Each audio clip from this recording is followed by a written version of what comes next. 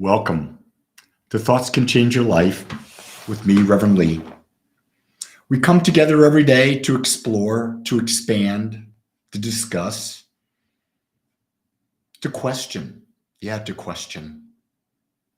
Today, I sort of thought I'd start off with a very simple one, and that is, why live in the now? You hear that all the time. It's almost cliche. Well, the now, the now, the now. Well, I'm going to break it down as simply as I can. When you're in the now, you have perfect balance. Why? Because there's only the now. There's no ability to compare. There's only the now. There's no ability to compare. So in the now, there's perfect balance. You're at perfect peace. Because to be out of peace, you have to be in the contrast. Well, to be in the contrast, you have to drag forward the past or maybe project the future. You see, when we're stuck in the past or we're stuck in the focused on the future, we take ourselves out of true reality. True reality is only in the now. It is not in the past. The past is gone. It never will exist again. This is where people are so funny. People are ever so funny these days because they go, I wish we could go back to the 50s, or I wish we could go back to the 60s. I wish we could go back to the 70s, the 80s, whatever it is. Well, that's going to cause you nothing but anxiety. It's going to cause you to be depressed. Why? Because it's impossible. It's impossible to go back. You can only move forward. You can only expand. Think about it this way. I got this yesterday as I was listening to Rupert Spira. I love to say it's my idea, but it's not. It's his. But it made such perfect sense to me. He says, realize that you are infinite consciousness squeezed and compressed into a ball, and all you see is your body and your mind, and that's the ball. But because you've been squeezed down, there's a natural DNA in you to expand back. What does that expand back mean? It means expand back in awareness. Expand back and realize you're not your body, you're not your mind, but you're so much more. You're creating an environment to experience greater and greater and greater and greater and greater amounts of the infinite, which you are.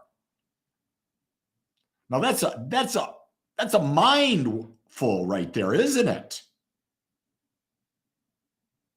So know that everything is impermanent. Everything is constantly changing. The only time things change or don't change is in the now. But the second you're in the now, you're in the next now. And you're in the next now, and the next now. So it's never the same. It's always different. So the greatest thing that we can do is to take the lessons from the past, sure. Know that whatever is coming is going to be magnificent. And decide, who do we want to be in the now? Who do I choose to be? That's the big question. Every morning I ask the question, who do I choose to be today? Not what do I do, but who do I choose to be? Because it's more important to be the person while doing things. It's a huge concept to grasp because it is life-changing and you will be unique. Most people don't do that. Most people get caught up in the doing. I'm doing this, I'm doing that, I'm doing this, I'm doing that. No, the question really is, who do you want to be? And realize that you have the freedom to choose anything you want. You can be any person you want to be today.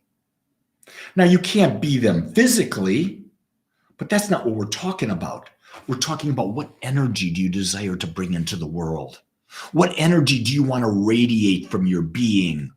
and you knowing that you're radiating that energy, it's going to attract to you like. So if you're there and you're talking about poverty, you're talking about depression, you're talking about inflation, you're talking about separation, you're talking judgment, know that you will attract more of that. It's just the way the universe works. Very few people get it. A lot of people can understand it. But getting it is different than understanding. Getting it is actually living it and experience it and holding on and continue to live it, making it persistent and consistent as a way of life. If you truly understood how valuable the process of meditation is, if you really understood it, you'd be doing it every day. If you understood how great exercise is, how movement is good for you, you'd be doing it every day. If you truly understood how being kind is one of the neatest, greatest things you can do, you'd be kind every day. If you truly understood that you are an infinite expression of life, and your only reason to live is to expand, experience, and know that you have the creative power to do that. You, knowing that, would do it every day. Here's a little boost, a little something to really trigger you. You don't have to wait for tomorrow. It hasn't passed you by. You can begin right now. Make this the best day ever. Decide to be you and be you in the now. Create a great one. Aloha.